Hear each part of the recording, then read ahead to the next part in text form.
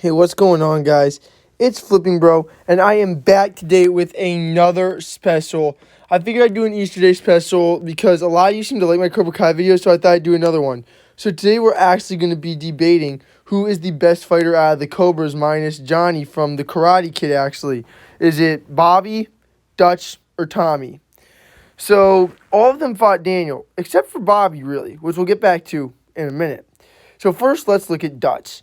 Dutch is one of the Cobras who has a lot of ego. However, he did seem to be a good fighter, scoring the first point on Daniel in the match with a nice kick, and he seems to be a good fighter. However, the one downside I see about Dutch is sometimes his ego and his cockiness might get in the way of making him be a really good fighter. However, we do know he has skills, and we have seen him fight before, and we do know Dutch is one of the better challengers of the Cobra Kai series, and we do know he is strong too.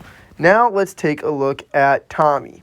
Tommy got beat by Daniel first. He did score a point on him, as we saw. However, Tommy, on the other hand, his temper got the best of him.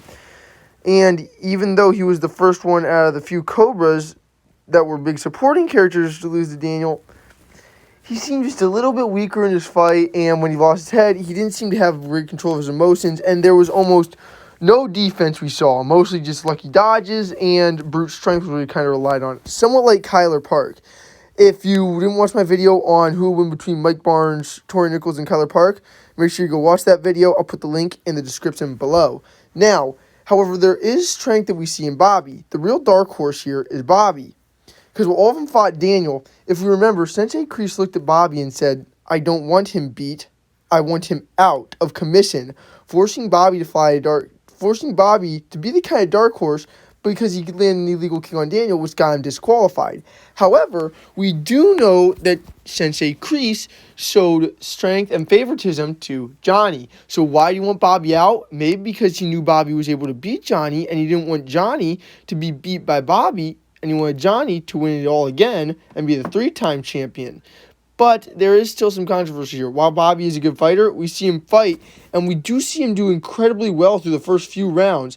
Another scene that we see is when we go to the Cobra Kai dojo when Daniel and Mr. Miyagi first walk in. We see Bobby score a quick point on another one of the Cobra Kai fighters. And we see Bobby go through the first few rounds with almost no trouble. And we've never really seen a point get scored on him. And we do know that Sensei Kreese was impressed with his work. As you see, when he wins the match, Sensei Kreese shows the fist, and Bobby smiles, giving it right back. So, who's the strongest, though, out of the three? So, at number 3, I'm putting Tommy.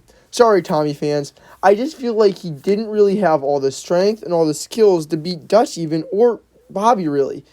When it comes down to the fight, I feel like Tommy just let his anger take hold, and anger swallows you up more than anything. Number 2, this one could really go either way, again, I say, as it could go either way.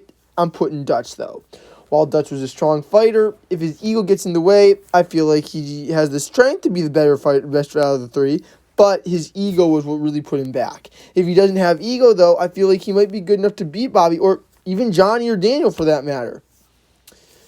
Number 1, though, I'm putting Bobby. While a strong fighter, we saw him chew through the first 3 rounds, and he probably would have beat Daniel in conclusion that Daniel was not ready to dodge that flying side kick he landed. Any better opponent, stronger opponent, would have been able to. While I do believe Daniel is the weakest fighter out of all the Karate Kid movies, I just do. Because every time he wins, he ends up pulling out a trick. Like in episode 1, he pulls out the crane kick, and Johnny just didn't move out of the way. I feel like Johnny is weaker than Bobby as well at this point. And then number 2, we saw him when he fought Chozen, he pulls out the drum technique. In episode 3, when he fought Barnes, he pulled out the kata. But there's only so many of those tricks that are going to work. But in this case, I put Bobby at number 1. Congratulations, Bobby fans. He took first. As I said, he's strong, and I feel like he's the strongest fighter out of them all. And no matter what, he never let his ego or anger get in the way. Even when he did have a little bit of scuffed play, he looked at me and said, "You're dead, you're history," and then regained his composure and still ended up winning the match. He uses his strength and his head when he fights, and no matter what, he also was a good sport about it. As you saw when he kicked Daniel, he said, "Listen, I'm sorry, I didn't mean it." Possibly because he didn't like the direction Kreese was taking him. Okay, if you liked the video, make sure to subscribe. Until next time, this is Flipping Bro. Peace out.